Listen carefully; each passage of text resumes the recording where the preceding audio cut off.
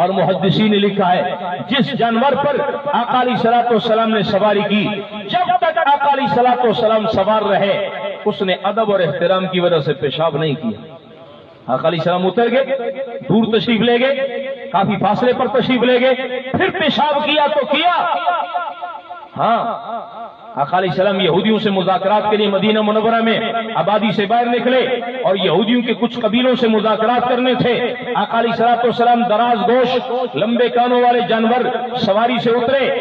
گدھے پر آقا علیہ السلام نے سواری کی، لیکن یہ لفظ ذرا جو ہے نا مشکل سا ہے، یہ نہ کہا جائے آج کے دور میں لوگ گاڑیوں پر سواریاں کر رہے ہیں، پتہ نہیں قیمتی گاڑیوں پر سواریاں کر رہے ہیں، یہ کہا جائے تو شاید کسی کے ذہن میں آقا علیہ السلام کی سواری کی حقارت آ جائے۔ سواری کی حقارت بھی آ گئی۔ آقا علیہ السلام جس جانور پر سواری پر سوار ہوئے ایمان کے لیے خطرے کا الارم بج جائے گا، اس سواری کی حقارت بھی نہ ہے۔ آقا علیہ السلام سوار ہوئے، لیکن کیا کہا جائے، یہ نہ کہا جائے کہ آقا علیہ السلام گدھے پر سوار ہوئے، دراز گوش، دراز لمبے گوش کان، فارسی زبان میں کانوں کو کہا جاتا ہے، لمبے کانوں والے جانور پر آقا علیہ السلام سوار ہوئے۔ جب ان کی وہ جگہ آ گئی وہاں آقا علیہ السلام اس سواری سے اترے اور آقا علیہ السلام دور تشریف لے گئے تو اس نے پیشاب کیا۔ تو جو منافقین کا سردار تھا عبداللہ بن ابی بن سلول، اس نے کیا یوں اپنی ناک جنب بند کر لی، منہ بند کر لیا، کہنے لگا رائحہ کریہا، بدبو آ رہی۔ سیدنا عبداللہ بن رواحہ رضی اللہ تعالیٰ عنہ نے تلوار نیام سے نکالی اور کہنے لگا بکواس بند کر، توبہ کر، بکواس بند کر، اللہ کی قسم واللہ لبول حمارہ، آقا علیہ الصلوۃ والسلام کے گدھے کا پیشاب اطیب من مسک کا، تیری خوشبو اور مشک عنبر سے زیادہ پاکیزہ ہے، توبہ کر ورنہ میں تیرا ابھی سر قلم کرتا ہوں۔ آج بھی دیکھیے جلالین کی تفسیر میں 26ویں پارے میں اللہ رب العزت کے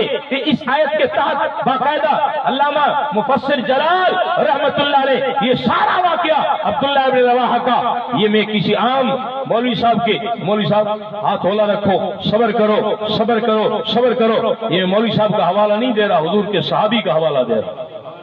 حضور کی ذات تو کیا، حضور کی سواری پر بھی غیرت کرنا یہ صحابہ کرام کی سنت ہے۔ آقا علیہ السلام کی سواری تو سواری ہے، خدا کی قسم حضور کی سواری کے پیشاب پر بھی غیرت کرنا۔ صحابہ کرام نے حضور کی سواری کے پیشاب کے متعلق بھی بدبو کا لفظ برداشت نہیں کیا، فرمایا واللہ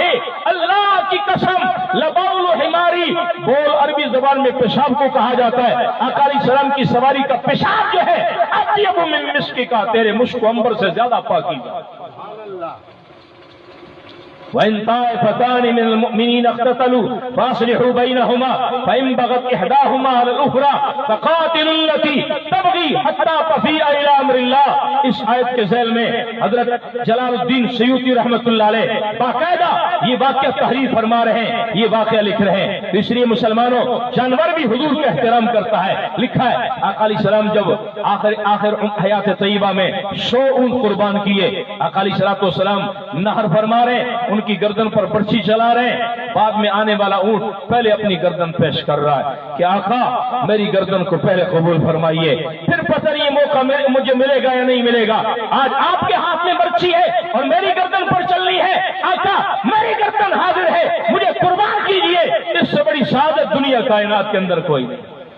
دوستو یہ تو جانور حیوانات بھی سمجھتے ہیں، جو حضور علیہ السلام کے ہاتھوں قربان ہو جائے، آقا علیہ السلام کے ہاتھوں ذبح ہو جائے، اس سے بڑی سعادت کوئی نہیں، اور جو ناموس سے مصطفیٰ پہ کٹ جائے، خدا کی قسم اس سے بڑی سعادت بھی دنیا کائنات کے اندر کوئی نہیں۔